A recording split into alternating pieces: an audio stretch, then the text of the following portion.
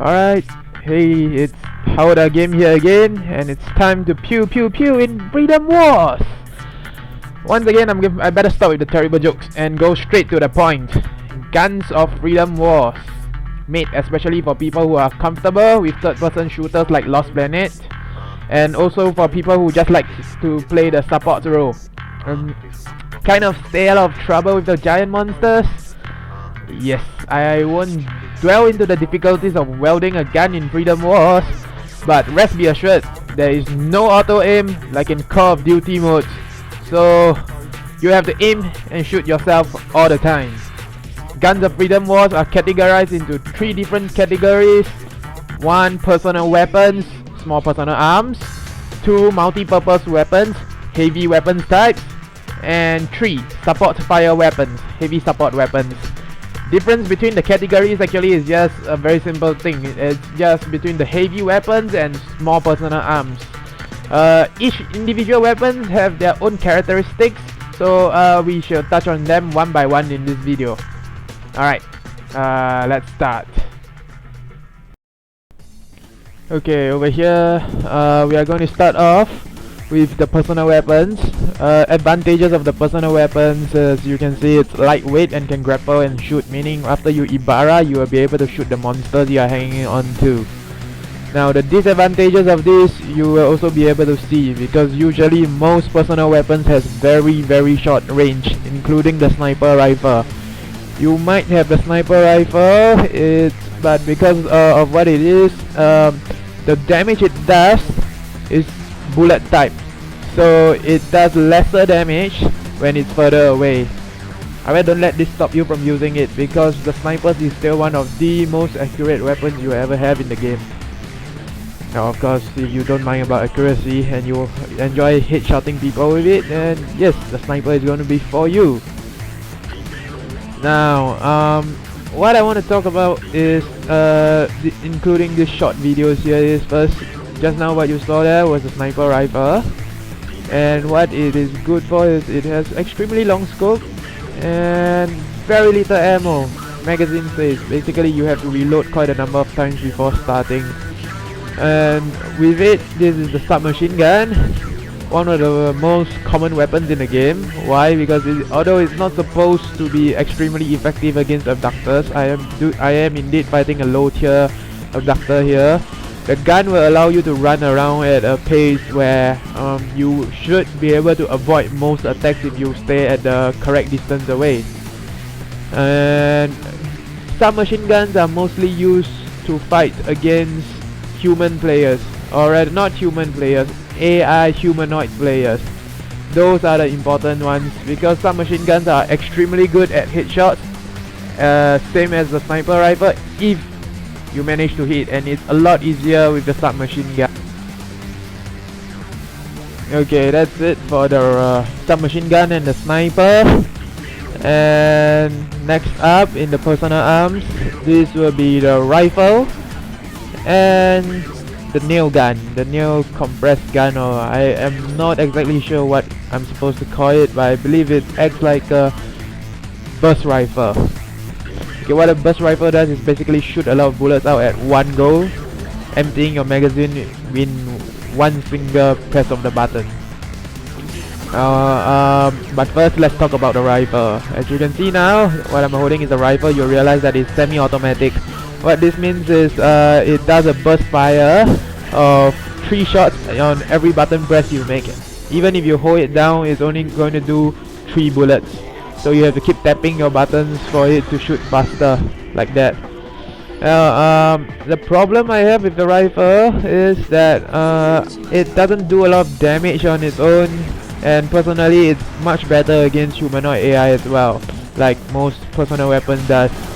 But what is so good about the rifle is it is extremely accurate for all 3 bullets it dishes out, and it has quite a number of bullets in its magazine before you run out of it and have to reload. That's the good part about the rifle if you intend to use it. And yeah, here you can see it being used against this adapter over here. Now what's next is actually the nail gun. The nail gun itself, no wait, this is still the rifle. So what comes up next is actually this. Yes, this is the nail gun. Alright, the thing about the nail gun is if you manage to hang on to something and you can fire all burst bullets into it, right, it actually does quite a bit of damage like what is happening right now. Each time you shoot is 5 bullets at one go and everything comes out at one burst, and each burst is around, well, I'm not sure how damage calculation works in these games, but you're right in front of it, it should deal full damage. So if you have a very good burst rifle, it's good to use it that way. Of course, the bad thing about this gun is you will probably run out of bullets in seconds and you have to dig around for it. Which is why sometimes it's always better to bring a melee weapon around when you run out of bullets and have nowhere else to go to. Yes, that will be it for the nail gun. Let's go to the next one then. Okay, next up here we have the pulse rifle. The pulse rifle is a very simple thing. Why? Because it's technically just a submachine gun with pulse bullets. It's still bullets based, so damage does drop over time and such. But the difference between this and a submachine gun, it usually has lesser damage but a lot more bullets. And furthermore, it is more accurate than the submachine gun is, and the bullets does not spray itself when it shoots out. Extremely good when you are hitting weak spots of an abductor or when you're trying to go for headshots. I am in favor of this weapon to the submachine gun, but I don't have a good pulse rifle yet to test out. And yes, that would be it for the pulse rifle. There is actually one last personal weapon that I haven't touched upon, which is the explosive pulse rifle, but I believe I should leave that for last because it is a little different from the others. So next up we have the multi-purpose weapons instead. Okay, the advantages of the multi-purpose weapons this time is it has very high damage and good range. But the problem here is it is extremely slow and have a very low magazine rate, as you can see from these videos here. Alright, first up from the multi-purpose weapons we have the rocket launcher. Yes, this is the big rocket launcher, which is under the multi-purpose weapons. As you can see, there is only 2 bullets per magazine. It does do a significant amount of damage, as you can see. Every shot as a level 1 weapon, by the way. It does a small chunk to the abductors, although I do probably still need around another 40 more shots to take out this guy. And another thing you will notice is this thing is extremely slow. As you can see, I am unable to walk away or roll from those missiles like I was able to earlier using my personal weapons.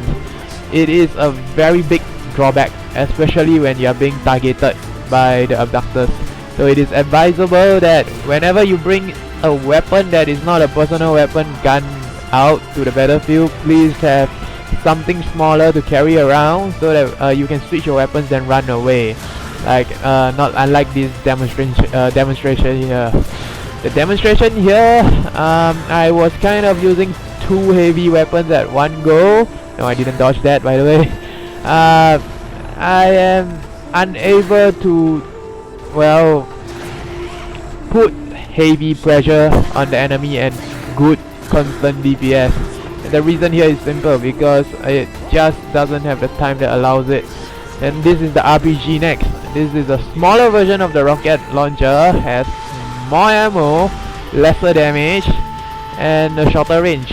But of course there's one more thing, that is the magazine. To be honest, the amount of bullets you can carry is still not enough, and it is still slow as hell. Now you get to run a little faster than before, but look at that. I'm just basically going left and right, and you look at the speed that I'm running. Yes, that is your dash when you are using a weapon like that. Well, yep, that's for the rocket launchers. So next. Okay, next up here you'll be looking at the grenade launcher. this is the bouncy grenade launcher, and of course what it does is it shoots out a grenade and it bounces like a perfectly normal grenade launcher. If you hit something, it doesn't explode yet, but it will explode in due time if you get the distance right. The range is not awesome, and I personally think this is not for adductors, because looking at the pathetic damage it is dealing, is probably meant for fighting humanoid players instead. Now, why the grenade launcher is like this, I will not know, but this is the better version of that grenade launcher just now. Right now what you're seeing is a sticky version of the grenade launcher, and what you can do with it is, after you shoot that grenade out, it sticks to the opponent and you get to do more damage. And of course, as you can see, I just died, and the reason that is because I'm unable to run around fast enough. Now this is a demo, so you can take a look at how do I put it? You can take a look at how slow you actually are and how often you are gonna die if you ever intend to use too heavy gunning weapons like that, because it is most likely never going to work, and it will make you cry pretty badly as well. Yeah. Well, it works well against normal human beings, because once you shoot it, they can't escape from it and they will take damage. But hitting it is another thing, because this thing does not have a straight up, so your bullets will flow downwards instead. Okay, up next. Here I'm gonna change my tone now, because look at how slow I am running with that gigantic missile launcher I have. Yes, now welcome to the lock-on missile launchers, and yes, you are looking at 4 bullets being locked at one go. Well, that's the maximum for now, I think.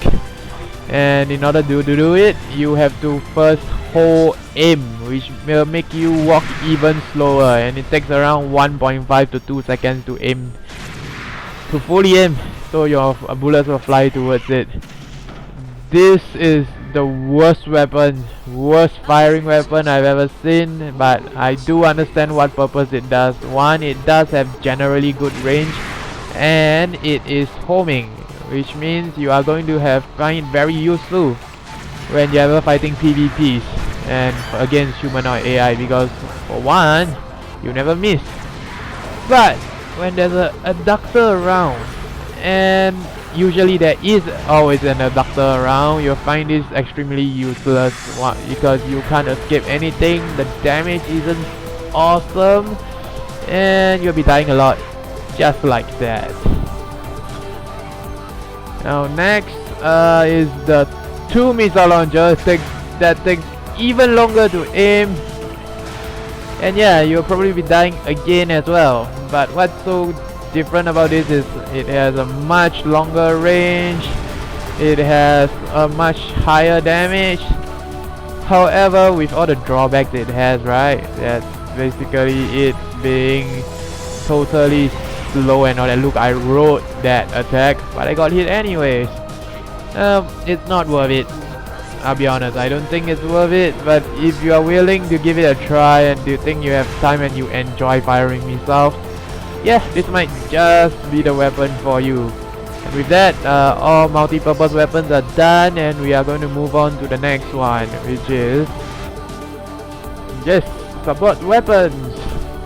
Now, support weapons advantages is rapid firing and high magazine rate, while its disadvantages is the same as previous. It is extremely slow again, and it has very variable range, as you will see in a while. Now here we go with the first one. Yep, here is the Gatling guns. One is a balanced Gatling and the other is the MG Rapid Gatling. The balanced Gatling that I have here right now does quite a bit of damage, fires on a very good rate, does everything a Gatling should do, even starts up slightly better than whatever you'll be seeing later. What's so good about a Gatling is it does a lot of damage if your opponents are not moving and you are hitting the weak spots. What do I mean by weak spots? You see that when I fire, you see the red color flash coming out. Those are critical hits, and those means you are doing more damage than usual. Now about that Gatling just now, you can see that the bullet spread isn't extremely high unless you are really too far away. The thing about Gatling guns is you have to stick at around that range to make that gun work. You want to have the full damage output, you want to be able to step right in his face and shoot him at the weak spots without failing. And if you have a Gatling that's good enough, that's what's gonna happen. The abductors are going to flinch, you are going to be hammering bullets after bullets into them.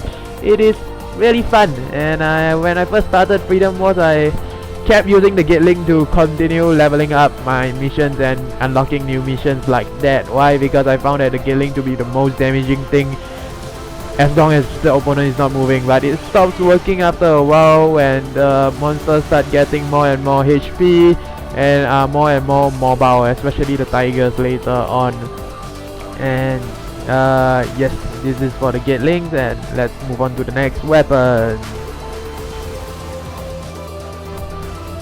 Okay, next up here we have the flamethrower.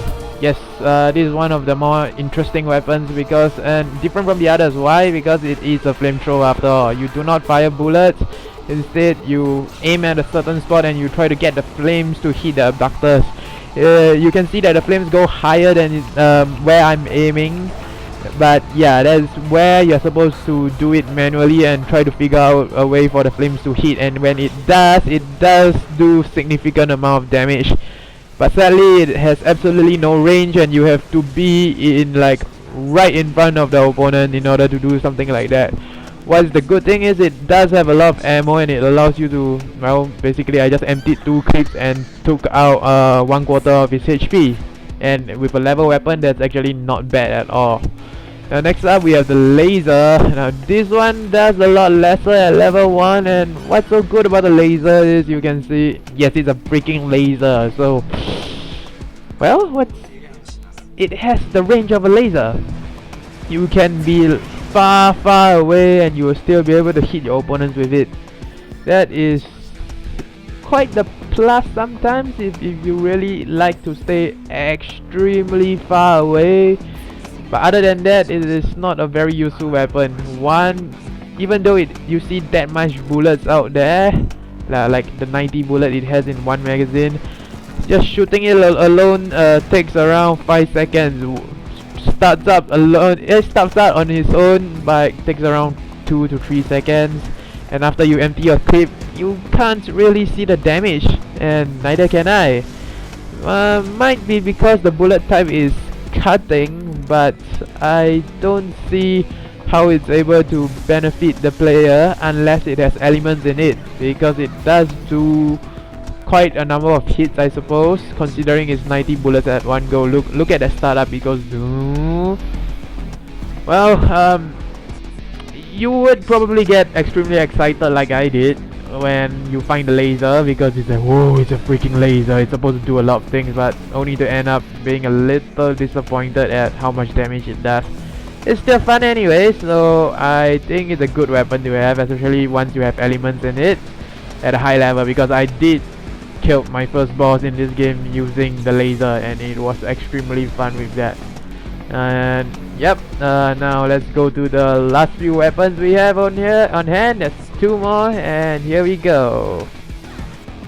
Okay, this is the second last weapon we have. It's called the power bunker, and it's a heavy weapon on its own, which means you cannot cling onto anything and shoot it.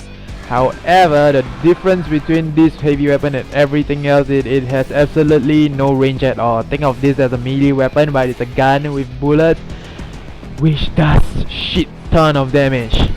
I mean, it does on its own. It is at level 1. You do around 2000. That's like 2 clips of the Gatling or something, or maybe 1 clip of the Gatling if your Gatling is low level. You can see that it's slow. I'm slow as crap, but look at that damage, just 1 shot, and you take out 1 entire chunk of that guy's health. You have like 12 bullets, and you just keep doing it. And if you're able to aim the weak spots like what I'm doing now, you're gonna do even more. that is the power bunker, and I love power bunkers from Armored Core before. And let's see, you might want to consider using the power bunker yourself if you are fighting against extremely big enemies. Well, let's move on to the last weapon now. Okay, over here, what I'm going to introduce last is actually a personal weapon, and it's called the Explosive Pulse Rifle, or what I actually call it on its own. It's basically a gun that fires a laser of energy and explodes on contact. It is one of the strongest weapons against anything human, like what you're seeing now. I have to show this last because it is only effective against humans, and when fighting abductors you do not see the damage, nor do you see the effectiveness of it at all. And with it, I'm also showing you the web shooter, and you can see that I have just accidentally trapped myself in a web like a moron and getting shot to death by the humanoid enemies. Well, pardon me, this is my first time using the web shooter on its own, so I was also testing while doing this video. What you can see here is that why I'm doing this is because I have the web shooter and the pulse rifle, this energy pulse rifle, both only works on humans and it's not really effective on abductors. Like, I put down 2 traps and I'm just looking at this pulse rifle. This pulse rifle is extremely good, and it can zoom in and it does so much damage to human players in one hit. What you're looking at now is a level 1 pulse rifle. The problems it has is very long reload. It also has it's not long aim time, more like the bullet itself does not fly very fast, and that's gonna give you problems when fighting humans like that, like how you saw I just got owned by a flamethrower. But other than that, because it is scoped, you are able to shoot it rather accurately and do a lot of damage to humans. Now, the web shooter on the other hand, now you're gonna look at it now. You throw the web now, and you let humans run over it. He got hit by my other trap instead, so the web didn't work. I'm gonna probably try again. Yeah, I don't want them coming in. I'm trying to do something here. So you see that web itself. I didn't see where that web go. No, I got trapped. Yeah, what's so fun about a web shooter? You can trap yourself, and it's pretty funny. Look at me shivering there. Oh, help, help, help. Now make sure you don't do that to your friends, because in a 4-player game you can actually web shoot your own allies. It might be funny for a while, but it's bound to piss proper hunters off. You can still laugh about it if you like pissing people off, but I suppose that's not what I would personally recommend. Now see, this is the combination of the traps and the pulse rifle and webs. So there we have it. You have seen all guns of Freedom Wars, and this time I'm not going to do an extra gameplay because it's a little hard to show. I would do one with no commentary, and this video itself is already very long to include all 18 projectile weapons in the game. So good. Thanks for watching till the end if you did, and remember, Freedom Wars is coming out in October in English. October in English this time, getting an English release. So I hope everybody has fun, and if you want to be a gunslinger in this game, go ahead and do it. Nobody's going to stop you, and have fun trying out all the styles that you want to do, like what I'm doing now, just hanging on top and shooting people. Not gonna happen often. You don't get ceilings that often. But yep, see you guys, and I hope you enjoyed the video. Bye bye.